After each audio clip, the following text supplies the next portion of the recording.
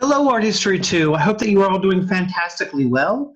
Behind me, you can see the lovely, lovely, lovely gardens of Monet. This is actually a garden, a Japanese garden, that Monet actually painted many, many times, including the bridge behind me, and he actually owned it in a place in southern France called Giverny.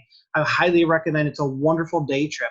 We'll see the beauty of nature that actually comes out of Impressionism, which is our topic for today. So let me share my screen to actually get going.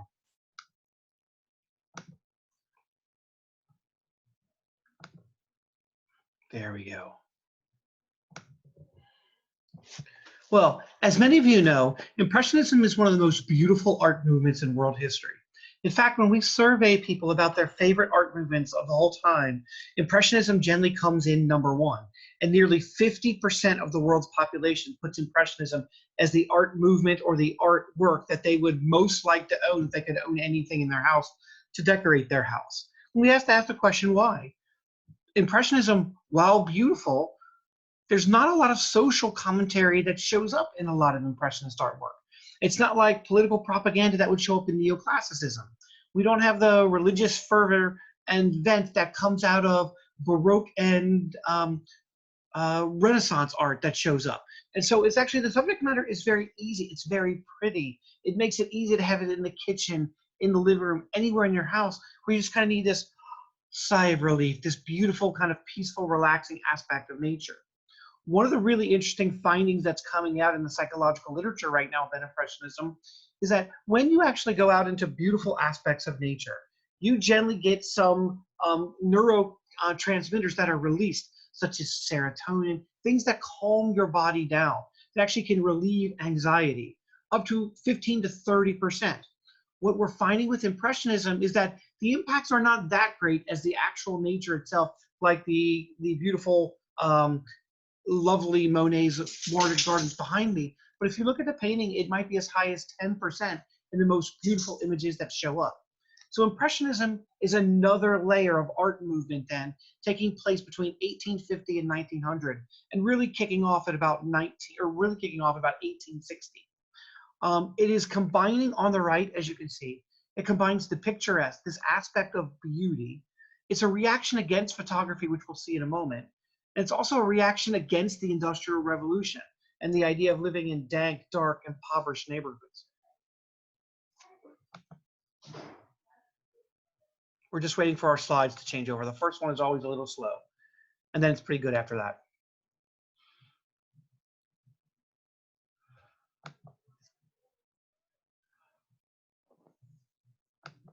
There we go.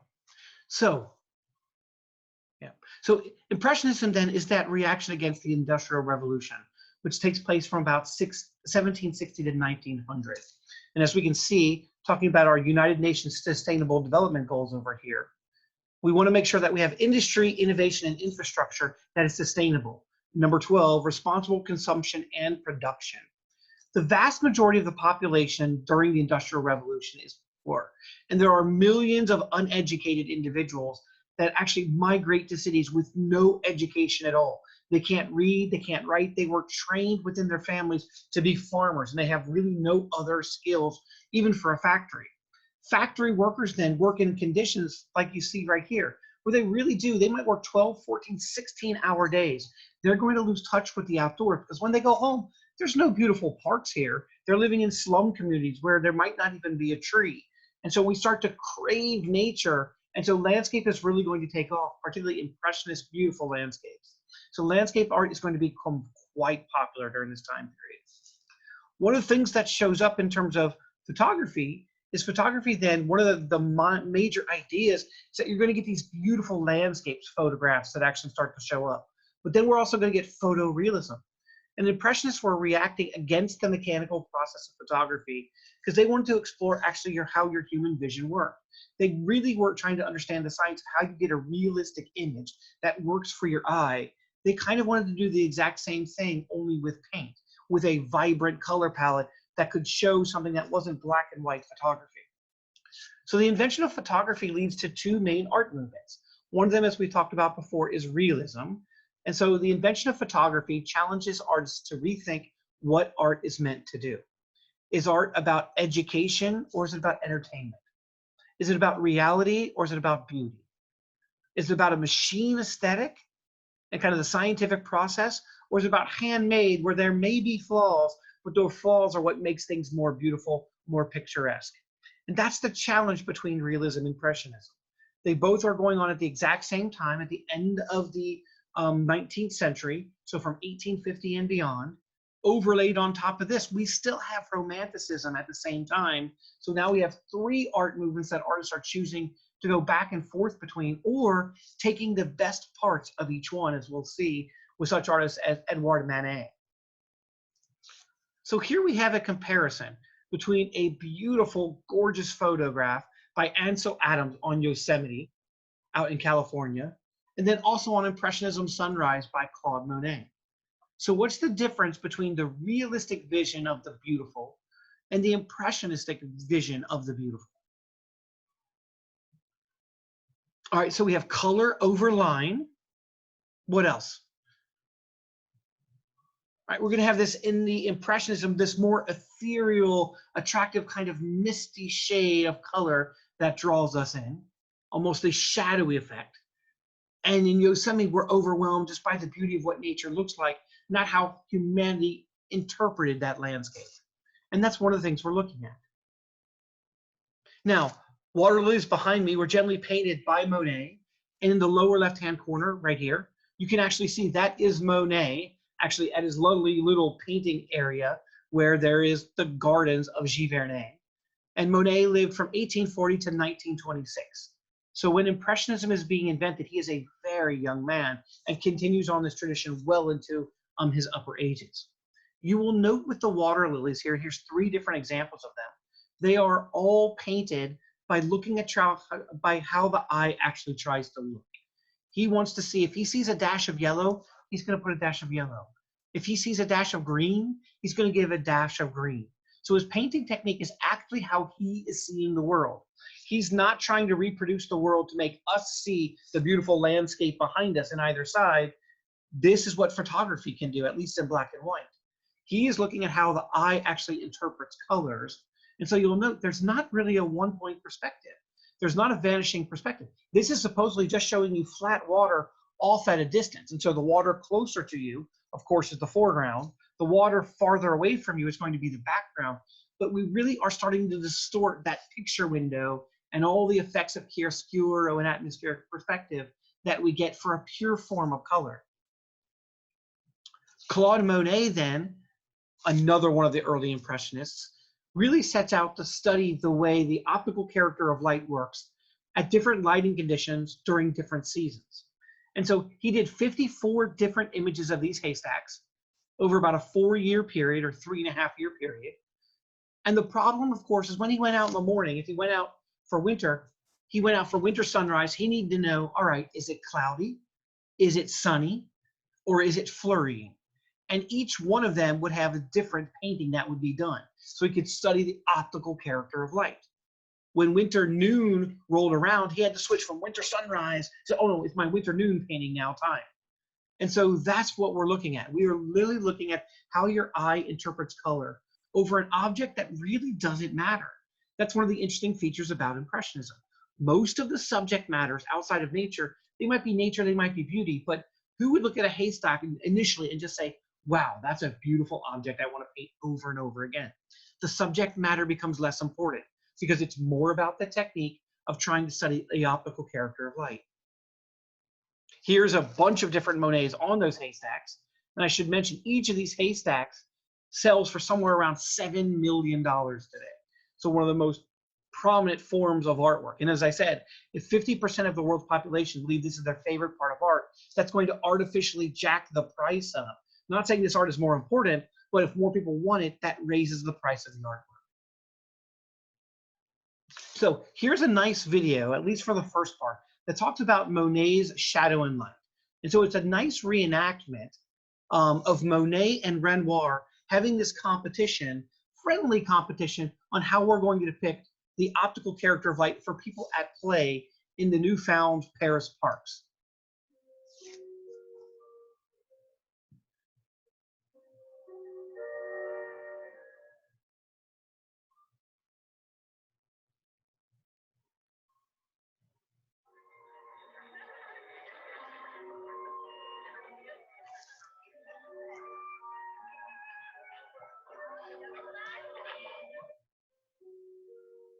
Sorry, I'm going to drop this down here. It's a little farther. That first character that you saw that I just restarted on, I apologize, that was Monet, and you're also going to see Renoir coming in here as well. So people going out for a Sunday picnic and being painted.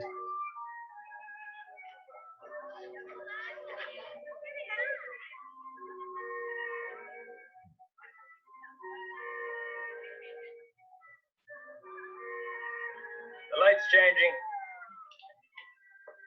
And so as he changed the lights, note he has to change pictures. He has to change painting. You're painting my painting.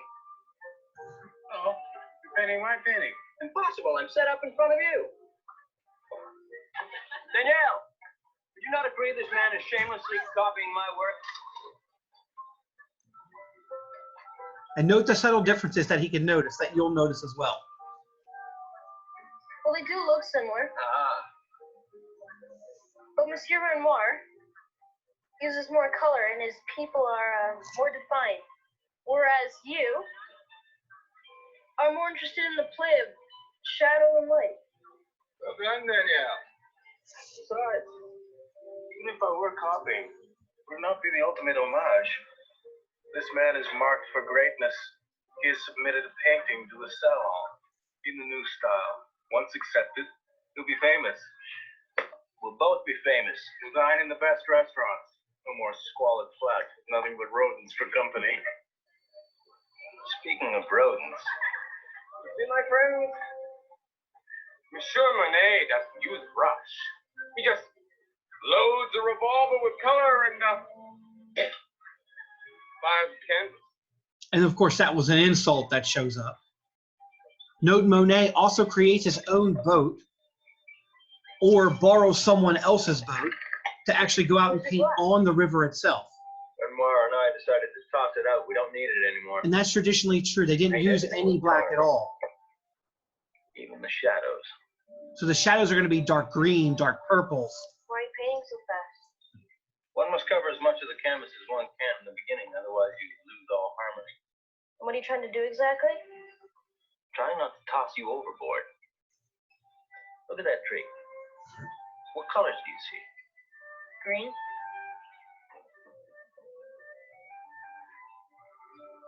But in many different shades of green.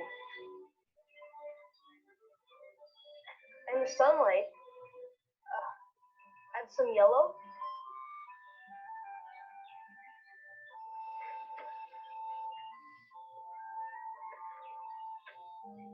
And where the shadows fall, it's almost a dark blue. And in a half hour, those colors will be different again. That's what I'm trying to capture. The fleeting effects between shadow and light. And that is the basis, then, a good explanation by Renoir and by Monet of Impressionism. And so Claude Monet and the Impressionists, they almost always paint outdoors. That is called, in this commentary over here, this vocabulary word, en plein air, painting out of doors to study the optical character of light. And you'll note, even when they are painting figures that show up here, there's almost no face. They are more interested in the way the body moves, the way the cloth moves, but really capturing that moment, that instantaneous moment when the wind blows and changes the leaves over. That's the moment that they're looking for. Now, when we look at the optical character of light, like we talked about in Art History 1, remember, when colors come into your eye, they are actually seen by your lens. And when they come in, though, think about it. When we look at the idea here of what color is a banana, remember, when we talk about what color is the actual banana, the reason why you see yellow is because the banana absorbs all the colors here except for yellow, which comes off.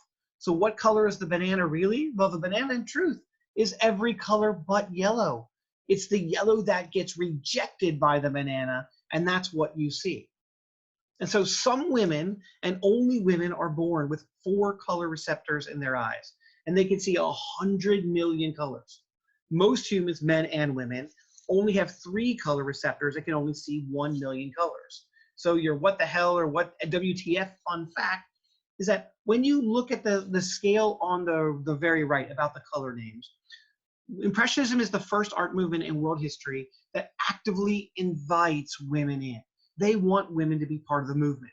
And if you think about why would you want women involved in a movement that is all about color and season and light? It's largely because women see color better than men. Remember from our evolutionary history, we talked about in Art History 1 from the cave paintings. Women were the women were the gatherers, the foragers. They had to be able to determine whether is this berry absolutely right or is this berry absolutely right and right that I can actually eat without getting sick or my children getting sick.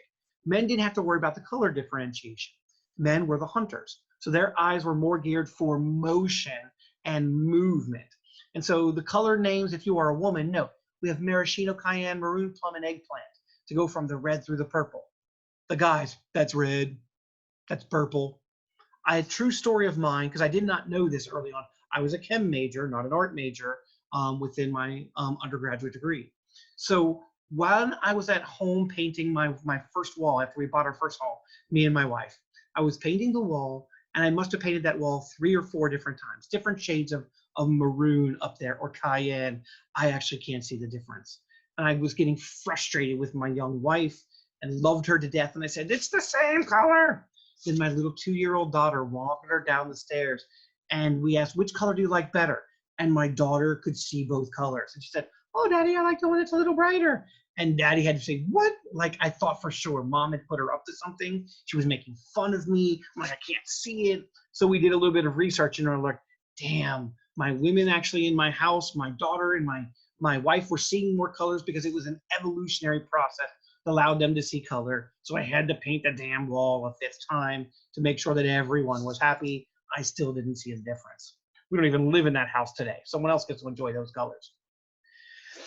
A couple of different inventions are going to come up that allow for the color palette to get much brighter, more vivid within Impressionism. And one of them is we are going to invent the painting tube.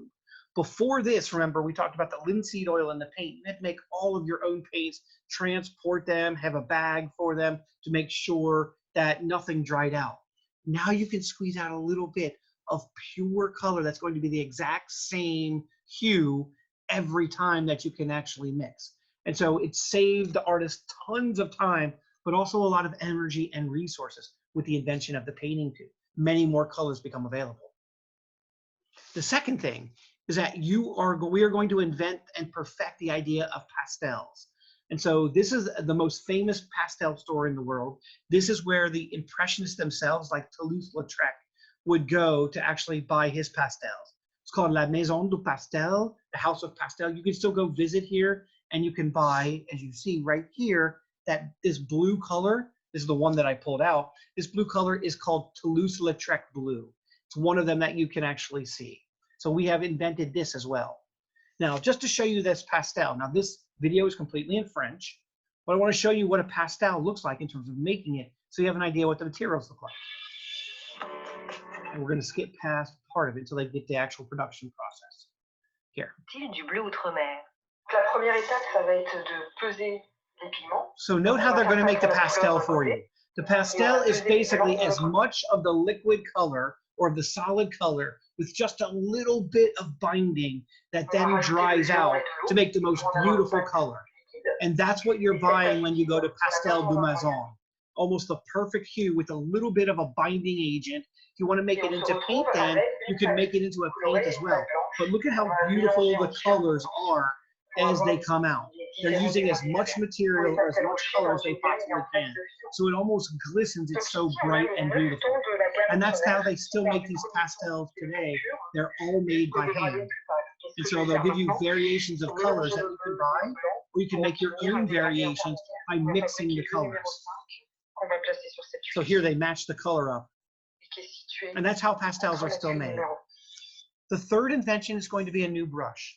The brush is a ferula brush, invented in the 1800s, but basically it's this little ferula, that little metal piece that holds the horsehair or holds the brush in hold.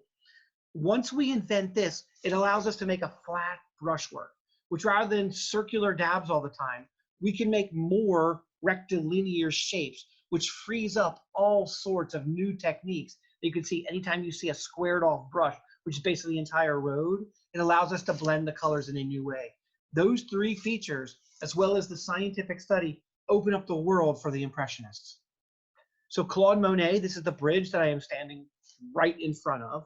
This is him on his Japanese bridge. And he was kind of a playboy. Like later on, we'll see Picasso, Van Gogh. They like to go out. They like sex. They like the idea of mistresses. They like the idea of prostitutes and having sex with prostitutes. They like drinking at the bars and going to watch the can-can dance with scantily clad women at like the Moulin Rouge and burlesque shows. And so Monet himself was considered the most or the biggest playboy. And here is his comment about his. He was considered the beautiful playboy of the Impressionists. He says, I only sleep with duchesses' maids. So I don't sleep with just maids. I sleep with the maids of the upper class. He sleeps with the best women, the women who are the most desirable women that would actually sleep around or that would have sex with an artist. He was at the top, and that's what he very much wants to celebrate.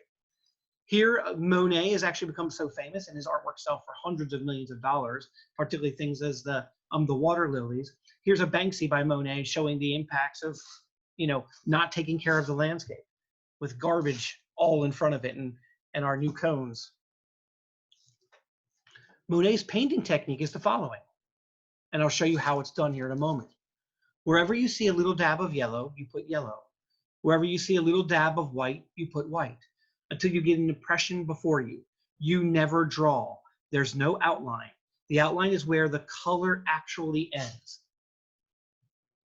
But that really is how it's making. So Monet says of the following, says, and this is his quote, whenever you see a little dab of yellow, put yellow.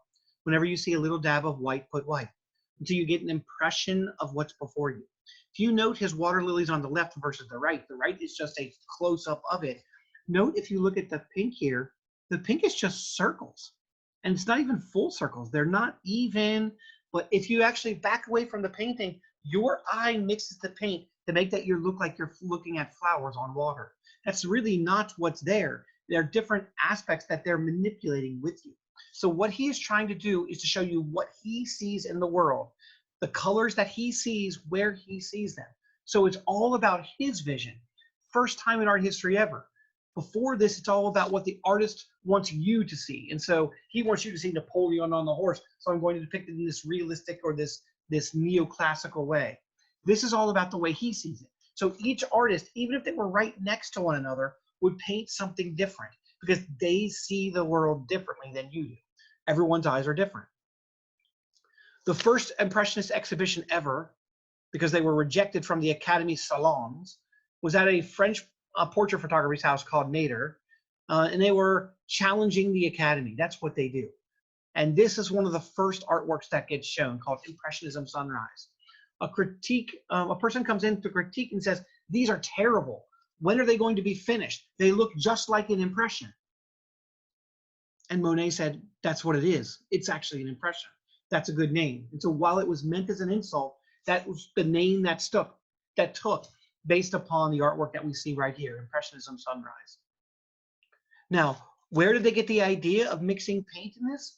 Well, they're going to be the first artistic movement that not only invites in women, that not only looks at the optical character of light, but is actually going to invite in another world culture, a non-white culture, the Japanese, to participate in their own art forms. And so they are going to look at woodblock prints, these Japanese printmaking techniques like on your right, the Great Wave, probably the most famous artwork out of Japan. And they are going to, but what I want you to do is compare and contrast what is borrowed between these two artworks. What do the Japanese, or what do the Japanese teach the Westerners or the Impressionists, or what do the Impressionists borrow from the Japanese? And I'll give you a minute to think about it, and then we'll walk through the answer. So it's going to be a simplified color scheme, flat, unmodulated objects, limited color palette. They're going to have high-key, bright lighting. There's a quote out that says, basically, that Monet never painted on Mondays. Monet only ever painted weekends because they're so bright and beautiful, and they eliminate black to almost every artwork. They're going to have simplified forms. The subject matter doesn't matter. And finally, the artistic style of these brushworks of how your eye works, that's one of the real hallmarks that we show up in Monet and in later Impressionism. This is The Great Wave by Hokusai. Now, just for fun, let's see if you can do it. One of these artworks up here is by a very famous Impressionist or Post-Impressionist. The other artwork up here is by a very famous Japanese woodblock printer. Can you tell which one is which? And invariably you can. That is correct. They are the exact same title, the exact same subject. They are brid over Ohashi River, seen on either side. The one on the left is by Hiroshige from 1857. That's the Japanese woodblock print. The one on the right is by Vincent van Gogh, or Vincent van Gogh, depending upon if you're in Europe or here pronouncing it. And that is from 1887, fully 30 years later. It's a variation on a copy. It takes the subject matter, it takes the composition, and he basically takes all the money as well. Today, the Van Gogh is worth $71 million. The Hiroshige print on the right, about $10,000. That's right, $10,000 for the original versus the copy with some additions by Van Gogh, which is going to be $71 million. Part of the reason why the Impressionists and Post-Impressionists, Monet, Manet, Cézanne, Van Gogh, love the Japanese artwork is not just the style, it's really cheap to get. Because the Japanese themselves did not see woodblock prints as high art. It was basically throwaway art. And so many people in Europe would order tea sets and these beautiful Japanese paper, these woodblock prints that were done in mass edition, that would be the wrapping paper. The Japanese loved it so much, they're like, this is fantastic, that the Europeans started using it. And that is really how they borrowed. They came over as packaging paper for tea sets. Now, the person that challenges and moves us from realism to impressionism is really going to be Edouard Manet. He's got very many realist images, but some of his brushwork and some of the way that he approaches light, particularly indoor light, because of a new lighting fixture and electric light bulbs and gas light bulbs, challenged the notion of how we'd seen the world. And so Monet said this about Manet. He had a laborious method. He always wanted to have the air of being painted at a single setting, but often he would scrape down what he had executed during the day. Only the lowest layer on which he would begin improvising at the end of each day. And so these are some of the most controversial artworks in all of art history, particularly the ones on the left, those nude individuals. Why? Those nude individuals, they confront the viewer. The woman on the top is a prostitute, and she confronts you. She basically is saying, are you ready for your turn? Whereas a woman should be ashamed by this action, even though it's the male John or the male individual coming to pay for her services. She should be hidden more in the shadow or made out to be like the love goddess. And so Manet is the father of modernism. He's got loose brushstrokes. He simplifies our details, limited transitional tones. He's harshly criticized for his lack of finish, which is exactly what the Impressionists, they say it's an impression, not a full drawing. And so he paints very opaque, flat style rather than layers of paint, which has been the hallmark of oil painting. And like many of the other individuals, gets syphilis and dies at the age of 51 from syphilis. This is a very famous artwork because it challenges, when's the last time men were dressed up and women were just naked lying there as symbols of the flesh and not bothered by it at all? It's just such a strange image that this was actually supposed to be selected into the salon and was rejected. Not because it didn't have talent and merit, but because the subject matter was so riveting and strange and odd, it became a very controversial artwork. I mean, think about this. The figures, all these things challenge earlier art rules. And that's what the Impressionists start to do. So this individual here with a strange turban from the time period, he gestures towards the nudes, one there. We have a frog up here, which is the symbol of the frog and an apple, sexual flesh. So it's clear she's a prostitute. Rejected warm nude colors for blues and green. And the nude again confronts us, telling her basically, hey, you're looking at me. I know you're looking at me. The people that are looking at the artworks are all men. And so this is a woman who's very confrontational about you looking at her. And so the critical reflection of this is that people were shocked. They were confused. They didn't know. They were used to seeing lots of nude figures in art, but they were lying around in repose. And the odd part is he's borrowing this from earlier art.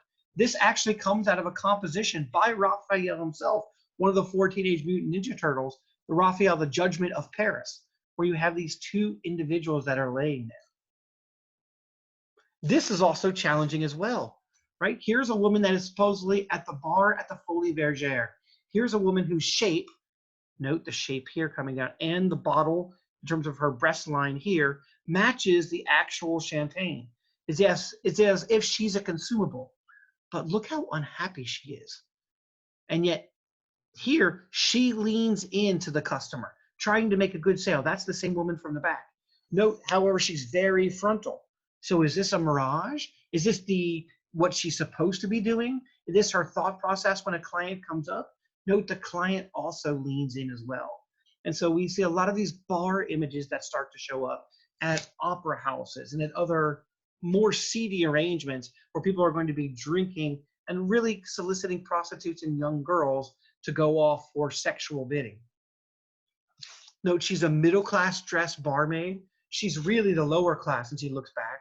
The mirror is kind of the mask of illusions as the reflection is way off. No smile. She really is longing for happiness. It's not there. And so all these things kind of contradict the idea of what bar life was like, at least for the major patrons who were men. Now, men are going to places like the Moulin Rouge, Paris, and probably down the artists.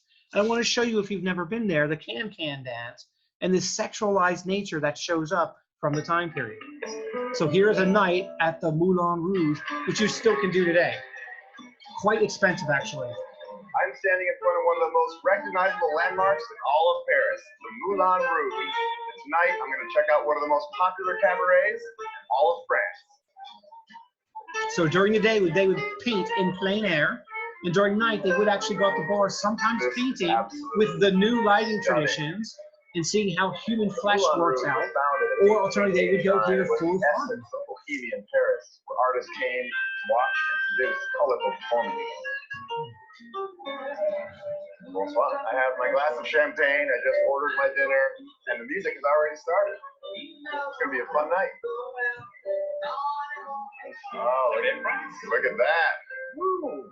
I am really excited to dig into this main dish, enjoy some more music. Pretty soon, I think the dancing girls are coming out. And they were the stars of the performances here. These girls are from all over the world. You audition, and it's numerous auditions to become a can-can dancer at the Moulin Rouge. They use more than 1,200 costumes every night. I don't think I've ever seen this many beautiful women all in one room dancing. The skills they have are mind-blowing. Wow.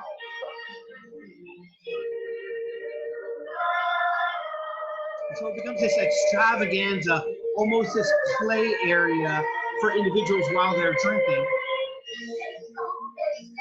And most of the can-can dancers then weren't available for prostitution. But right outside is the Red District of Paris, where you would go and have prostitutes available after you got turned on by the show. This is quite common in the age of syphilis to go out. Now, what happens within this process is that as it's the age of syphilis, you end up with things such as people drinking. And what they often would drink is this green drink over here that's called absinthe. Absinthe is a mildly narcotic alcohol, and that's because it originally was made with wormwood. It got so cheap that it was cheaper than wine or anything else to drink in Europe, actually, and specifically in France. So you put a little sugar cube in it to sweeten it up. You pour a little bit of water in it, and it slowly forms this greenish white mist. And that greenish white mist then is really what they would talk about releasing the green fairy, because it was such a strong alcohol and so cheap that people would get drunk and slightly tipsy at the same time. And so here is Mojo's description about releasing the green fairy. Popular with artists and bohemians in the late 19th and early 20th century, this alcoholic spirit is also... Note how everything has a greenish flare that shows up. Hey guys, I'm Barbara with WatchMojo.com, and today we're going to be learning more about absinthe. I think absinthe was... And you can still get it like, if you go real absinthe in Amsterdam and other places. Otherwise, it's still been outlawed. People thinking it, you were imagining, some kind of fairy going around your head. And they would imagine because they just hadn't had alcohol this strong before, and it was really cheap. Alcohol, usually you use wine that's been distilled up to 85% of alcohol, and then you macerate a lot of herbs. The main herbs that make absinthe would be absinthe itself, wormwood in English, fennel, hyssop. And wormwood has slightly narcotic tendencies depending on how strong it is. For those of us who haven't had the pleasure of trying absinthe, How would you describe the taste? The main flavor usually in absinthe will be the anise flavor, a bit like pastis. A good absinthe will There you can see provide a them lot of melting the very subtle flavors, water over the mostly sugar herbal, to make it a little bit floral sweeter flavor. because it's Of pretty course, strong to alcohol come out. there. You And that dilute it with releases the water, but fairy that depending you on actually how see. you like your So you can absinthe, still it's have very this served in different refreshing. parts of the Feels world. like It's a really interesting drink to try once filled in the summer. because you fly a little What bit. percentage of alcohol is typical? Between 68 and 72% alcohol, but there's also another type of absinthe which will be around 55. Is absinthe really a hallucinogen? Oh no, anyway, it never happened to me. Absinthe makes me maybe a bit more awake, but no drugs like effect. And both men and women would go out and they would drink. This is what Picasso drank. This is what Van Gogh drank. This is what Toulouse-Lautrec. This was the common drink of the poor. Kind of like having a beer today, only about 6 times more more alcoholic. And so when we look at images of people that have been under absinthe or of people that are experiencing absinthe, you often see this greenish or this purplish tinge, almost like it's a mask-like things that have happened. So the most famous depictor of all of this is an artist named Toulouse-Lautrec. And here is an image of Toulouse-Lautrec as well. You'll note, if you can see actually from his height, he suffered a medical problem his entire life. His legs stopped growing at the age of 13. And that is such a rare condition that we actually call a Toulouse-Lautrec syndrome today. He does die of syphilis like many others, but he's partying out, looking at the newfound light all across the planet. That's what we're looking at here.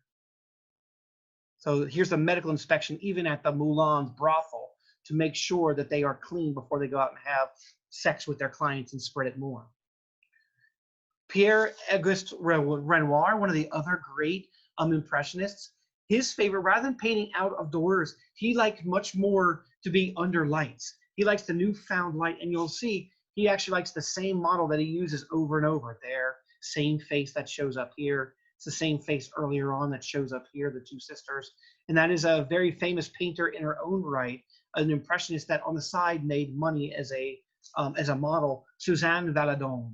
And so here's the most famous, probably Renoir that we have, is Dance at the Moulin Villette. Really, you can actually see the light, see the splotches that show up. They were trying to figure out, how do you show this newfound electric outdoor light here? Do they really give this, or is it more of a blending of color? They were trying to figure out light on this interior space as well. As they invite women in, we're going to see a lot more female subjects that we've never seen before, particularly moms and children, sisters. The two dames of Impressionism, as seen here, are Mary Cassatt and Berthe Morisot. Both of them are from America, but they come to France because, remember, the Impressionists welcome them in. They say, come here. And Monet has a very famous quote about them, about other artists. It says, it doesn't matter if you wear pants or a dress. If you can paint, you can paint. That's all he cared about. And so they very much were welcome in. No other art movement would allow them in. They would have to do it on their own. And so up until very recently, Morisot had the most expensive female painting that had ever been sold at $10.3 million. It's that artwork right there. And here is Mary Cassatt herself, and Berthe Morisot is down here. Now, this brings us into the idea of, we're going to have first wave feminism that starts during the Impressionist period from 1848 to 1920. It really was about getting women politically unified, that women were equal to men, and specifically that there should be a right to vote that shows up. Berthe Morisot and the Impressionists, as well as Marie Cassatt, they were all at the forefront in this movement of pushing this forward. And even then, we're talking about 1860 to 1900 for Impressionism. It still takes us all the way until 1920 in the United States to get women the right to vote. So this is a long, hard battle for first wave feminism. Another first amongst the Impressionists is that they are actually going to allow other individuals that have never really been at the forefront of art because they were not Christian into their art movement. So one of the first major successful Jewish artists of all time is Camille Pissarro, who actually is an Impressionist. So before this, Judaism was scorned, and so Jews, if they were going to make art like Pissarro, had to make non-religious imagery. And so his family turns away from religion. They're just not very religious. So here's his image of the hay cart. This opens the way later on for Chagall in the 20th century, and maybe the most famous Jewish artist of all time, outside of Steven Spielberg in the film industry, might be Mark Rothko. And his images over here of these color palettes for color field sell for somewhere around $70 million. We'll talk about them in a couple of weeks. Edgar Degas, another famous Impressionism. He is very famous for painting ballerina dancers, particularly families and ballerina dancers. But note, just like everyone else, he's also going to spend some time in the bars painting absinthe drinkers as well, even lonely, but with that greenish hue. That's something that we see over and over. It's just so common as part of their livelihood, as the Bohemian lifestyle of drinking and partying and being out and watching other individuals and being poor and barely being able to afford that style of lifestyle at the lowest level. He has imperfect eyesight, so on some level, Impressionism works great for him because it's a matter of reproducing colors. He's very anti-Semitic, and so he does not become friend that's anti-Jewish. So he doesn't become very good friends with Pissarro. In fact, he really dislikes Pissarro. He hates the fact that he is an Impressionist, that he's, if you look at his artwork, it's clearly within the Impressionist vein. He hates that, and he wants to be known as a realist, even though with that imperfect eyesight, he really struggles to be a realist. So he has all sorts of problems. He critiques the end plane air technique. You'll notice they're all indoors. He's working with that indoor light. So there's multiple different aspects of Impressionism. He hated the controversy of whether Impressionism was art or just bad. And more than half of his works are these beautiful dancers, almost always rehearsing and not on their final performance. So kind of the act beforehand that he was fascinated with. He also is considered misogynist. So Degas, quite a catch, ladies. And so if you look at the statues that show up, or the photos, I shouldn't say statues, of the Muybridge photos that we'll look at later on, he was a misogynist who often put women in the most uncomfortable, awkward, unflattering, non-sexualized position. You see, these are his women bathers series. And they were just in awkward, awful positions that were really probably very difficult to get someone. He's looking at a different form of the body. Note, his body's not particularly accurate here either. Now, the other thing that I want to share with you then as we talk about this is we have an Impressionist artwork right before us, but I want to share with you the idea. Here's Clair de Lune. This is an Impressionist piece of music. We've listened to Baroque music, remember, one affect over time. We've listened to Romantic and Neoclassical or classical music, Mozart and Beethoven, which is multiple different layers over time, multiple different changes over time. But in neoclassical and classical music, they change very gradually. So you kind of learn what's going to come next. Whereas in Romanticism, there is this idea of these abrupt changes to show giant changes in mood and feeling and dynamics and how loud it comes in. Impressionism adds to this music. Impressionism appears like it's almost finished.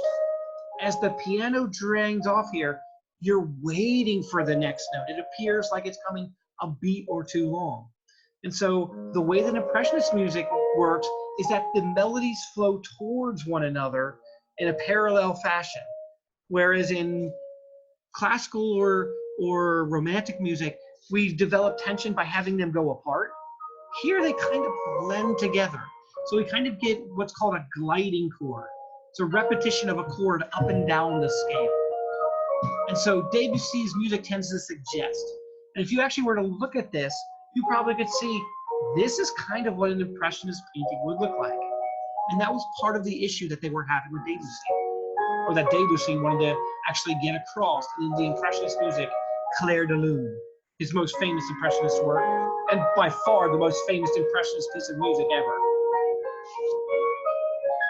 So much so, if you go back, this was actually in the original Fantasia.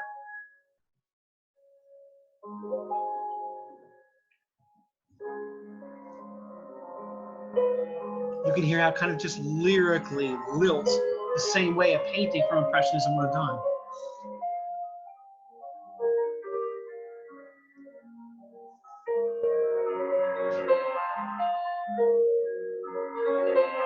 And so the question as we listen to Clair de Lune is, what is the impact of women on the Impressionist movement?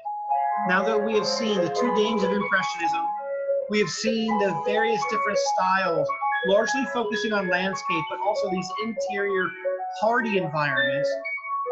What are the impacts that women have on this movement? And as we move past that to the next section, I'm going to skip out of this for a quick moment. I'm going to stop the screen sharing, and I'm going to go back so that I can actually show you the scene without the music on it. Because the next part we want to look at then is the aftermath of Impressionism. The aftermath of Impressionism here, as you can see, is called Post-Impressionism. It's going to take most of the ideas we have in Impressionism with light and scientific study. But Seurat, S-E-U-R-A-T up here, Georges Seurat, right up here in the corner, he has the idea that he wants to perfect two things from Impressionism. One is going to be the optical theory, the dash where you see yellow. He says it's just not right. And he's right. You more see color as dots, and then your mind mixes them. And he also wants the subject matter to be important. So here he is actually taking a subject that he wants you to concentrate on. The title is at the bottom. This is Sunday afternoon on the island of La Grande Jatte. It is a Paris park that was frequented by the poorer class or by the lower middle class. And the style of art here is sometimes called pointillism, but really Seurat himself calls it divisionism, the tiny little divisions of color. What we will notice as we're looking through that is basically this is the invention of color television. You look at how the different dots are actually playing off here, and those little dots, those little points, those little divisions, basically if you get close enough to them, they will completely break down, and as you move away from the artwork itself, they will blend together even more so than Impressionism. And we're going to give you an activity to try that. So this is the scientific study of color rules, like any other science law, and the optical mixing of where your eye melds two contiguous colors next to one another. When that happens, your eye artificially makes both colors about 10% brighter. It's just part of the way the human psyche, actually, or the human brain interprets colors. So this is actually how you see. We talked about the banana image before, where a banana is every color but yellow. That's not actually quite true, because how we see is, let's say your eye is looking at this bicycle rider. It will interpret the color. Note, your eye does not see line. It only sees the dots of color. It turns the image upside down, which your brain is going to have to flip. And in that aspect, this is what you see. So the line that you actually see in front of you in any context doesn't really exist. It's where the object or the color ends, where the matter ends, the atoms end. The atoms don't form a line. There's air atoms and there's table atoms, whatever surface you're at. And so your eye draws all that in. It takes a shortcut. So they're just electrical pulses from your eye to your brain. That's how your eye takes shortcuts to be able to see everything. Now, here's what I'd like you to do. Get up from your desk and move wherever you want. But the point you're going to move from, you're going to look at this painting and you'll need to move back until you're at the exact point where you no longer see dots. Where if you move just an inch forward, your head sees dots. And if you move an inch back, you no longer see dots. That's the ideal place that Seurat wants you to see this painting from. What I want you to do is rock back and forth between those two spots. And what you should notice is that your eye is mixing the color when you're back farther, and then not mixing the color when you're up close. So if you look, the color should actually get a little bit brighter when you go back. At first you're looking at the dots, but when you go farther back, after seeing those dots or divisions, what you're actually looking at then is that your eye artificially makes it 10% brighter. And so he really is understanding how eye works. If we didn't have this rocking back and forth, when your television shows up, you wouldn't have to adjust the color because we would all see color in the exact same way. You know how you have those little color knobs on your television to adjust for color? That's to adjust for your lighting conditions and for your family's eyes. That's why they're there. Otherwise, color would be exactly the same. We could reproduce it for everyone the same. And so the question is this art or science? This hangs in an art museum, and that would piss Georges Seurat off. There are 4.5 million dots. They were meant to be seen 32 feet away. That's the ultimate rocking back and forth. But that is only true if you have 20/20 vision. I have glasses, so if I take off my glasses, I probably got to be way closer. But if I put my glasses on, I'm close to 20/20, so I would be in that 32 feet away. And the museum where this is, the Art Institute of Chicago, has a line set up so you can actually stand exactly on that point to see if this works for you, the rocking. Seurat himself hates being called an artist. And so one of his friends once calls him an artist, and he goes down to the paper and he sees his friend. He shows him and hits him over the head with the paper that he just published. And then he beats the crap out of his friend, saying, I am not an artist, I am a scientist. So he absolutely would want this in a science museum. He's also correcting for the subject. The subject matter here matters because he says, poor people, middle-class people, if you want to be treated like the upper class and have more of their lifestyle and more of their presence and be treated in a better class, we kind of have to act like them. Because look at this. If you go to a park, is this how you act? This is not a park I want to go to. I want to play frisbee golf. I want to play volleyball. I want to run around. Note how everyone here is very prim and proper. I mean, even individuals that are walking their 4-year-old children, look how prim and proper that poor child is at a park, which you could be running around and playing. So criticizing the middle class for more raucous behavior, that's why they weren't getting the respect of the upper class. Now, one of the things I want to show you is very strange within this. And I want to show you, this is from Ferris Bueller's Day Off. This is their trip to one of the great museums in the world, the Art Institute of Chicago. Now, first off, I have great love for this museum, specifically because I used to do some teaching while I was in Chicago here. I used to work between here and the Field Museum, their anthropological collection, which is right down the road. I used to teach art history too, and I didn't actually need a classroom. We would just show up in one of the galleries of the Art Institute of Chicago because they have everything. And so I do miss this a lot. I'll show you a couple of the rooms that I used to teach in. So this is Ferris Bueller going to the museum on his day off, skipping school, staying cool school kids. So look, this is a Rodin right here.